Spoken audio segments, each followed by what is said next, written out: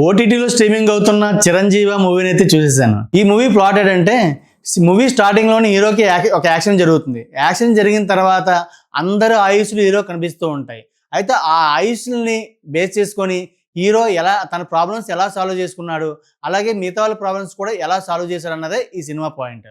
అయితే ఈ సినిమాలో పాజిటివ్ విషయానికి వస్తే సినిమా స్టోరీ లైన్ బాగానే ఉంటుంది, అలాగే ఎగ్జిక్యూషన్ కూడా చాలా బాగా అనిపించింది. అయితే ఇక నెగిటివ్స్ విషయానికి వస్తే సినిమా ప్రొడక్షన్ వాల్యూస్ మాత్రం అంతంత మాత్రంగానే ఉన్నాయి. ఇక బ్యాక్గ్రౌండ్ మ్యూజిక్ కూడా పర్వాలేదు అన్నట్లుగానే అనిపించింది.